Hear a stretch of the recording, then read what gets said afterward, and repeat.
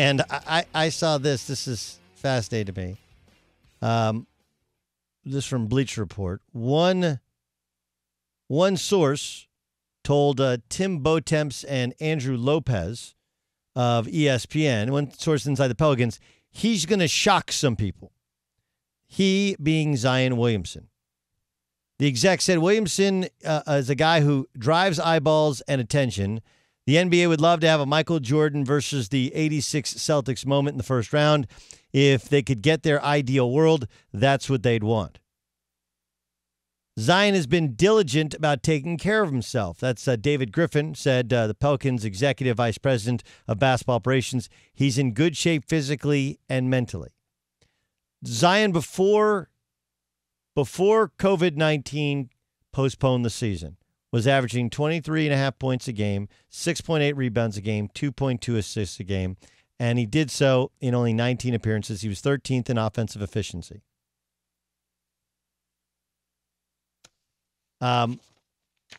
Okay. Look, I think Zion Williamson has a chance to be tremendous. He's what's called a small ball five, which is essentially the position that Draymond Green has popularized. Draymond Green's effectiveness is because he can effectively guard all five positions on the floor. Now, some of it is there just aren't a lot of big back-to-the-basket centers who are, Shaquille O'Neal, who just I love Draymond Green. I think he's tremendous at guarding a lot of these centers today, but, he would have no chance against some of the centers of a previous era. Now, Zion is stronger, heavier, thicker, and I think slightly smaller than Draymond Green. He's obviously a much better athlete in terms of vertical athlete. He, like Draymond, doesn't really have a jump shot. There's definitely no stop and shoot game. But unlike Draymond, he can score with his back to the basket. That's one of the underrated things about Zion. If he gets in the post, especially if he gets a little guy on him, he's just too strong. And he gets a big guy on him, he's too quick and athletic. So he actually has a post game. He can pass, maybe not like Draymond Green pass, but he can pass. And obviously a crazy first step and ridiculous explosiveness. But I have a warning for people. Zion played 19 games and then had this substantial break. And I would guess that, like many players, he stayed in good shape. And I would guess, like many players, if he's smart, he actually worked on his game. But Zion has not shown that his body can handle the constant rigor, whether it's college basketball or of the NBA. Right? His body is broken down. And so I don't know how much New Orleans is going to use him. And if they do use him in every game, I, like anybody else, fear if his body will hold up. But that's only a portion of why I would be so hesitant, at least in his rookie year, to think he'll have some sort of Jordan versus 86 Celtics sort of moment if, in fact, the Pelicans get to the NBA playoffs. Zion can't shoot. Okay? That doesn't mean he won't be able to shoot eventually. That doesn't mean he won't be able to make enough shots eventually. But as of now, everything he does is purely on effort, athleticism, and speed and quickness around the basket. Everything. And it's a lot. It's great.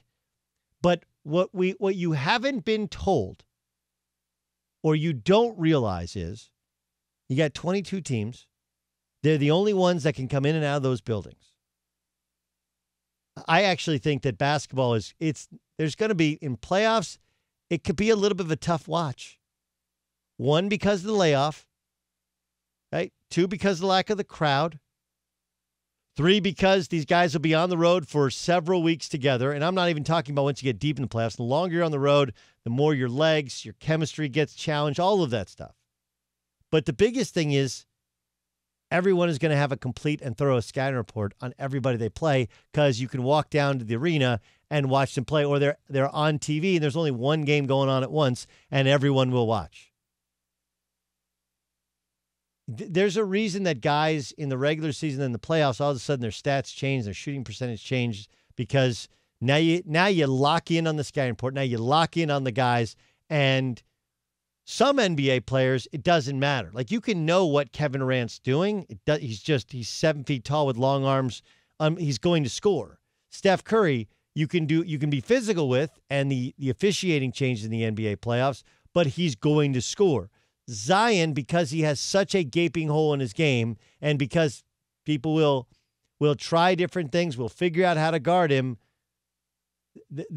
And look, it's the fear I have for Lamar Jackson, as people have an entire year to watch film and understand Greg Roman's offense and how they use it. Like, if you don't have time to prepare in the regular season, you get a day or two midweek to put in your game plan. It's hard when they being the Ravens, play differently than anybody else in the NFL. Nobody runs the read option the way the Ravens do.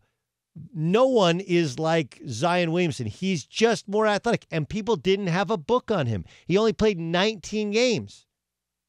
Well, the 8 lead-up games they play before the playoffs, every scout will have a book on Zion Williamson and make him do things he doesn't do well. Period. You combine that with the fact that that's a lot of wear and tear on a body which, to this point, hasn't shown the ability since leaving high school to stand up to the rigors of college or pro basketball. You put those two things together, and yeah, he'll have fresh legs. So will everybody else. And I'd like to see the weight he comes. Now, look, if he spent the last 3 months losing weight and he comes back at 250, it could be a different story. If he spent the last 3 months only working on his jump shot, the problem even with 3 months of working on your jump shot is it's totally different once you do it in a game, right? You have what's called game slippage. And all the work you've done doesn't go out the window, but it does. Your expectations should level off quite a bit, because doing it in a game is totally different than doing it in practice. Like, this was my friend Colin Cowherd earlier today on his show. If you look around the NBA today, who's the next star? It's Zion. James Harden doesn't want to be the face of the league. Russell Westbrook is bad with the press and too often unhinged and difficult. Kawhi doesn't talk. And Giannis is a wonderful kid and a great player. But like Tim Duncan, who is also both of those, he doesn't feel like a face of the league. The best player's not always the face. Kareem was the best player for years, but he was kind of aloof and prickly. Wilt scored lots of points, but he was kind of flaky. Tim Duncan was wonderful, but never really embraced it. If you look at the faces of the league, Dr. J, Magic, Jordan, Shaq, LeBron, Kobe, you got to have 4 or 5 things. You got to be kind of cool. You got to have charisma. You got to have a personality. Generally, a little power mixed with finesse. Folks, Zion is the face of the league. He got 1 million people to watch a high school game. Look, I'm not disputing that he's popular. He's the first YouTube sensation to become a college sensation. You pair YouTube and his popularity in high school with Duke, and his incredible smile and warm and generous personality, and unlike R.J. Barrett, his teammate at Duke, he doesn't need the ball as much to be effective. You combined YouTube,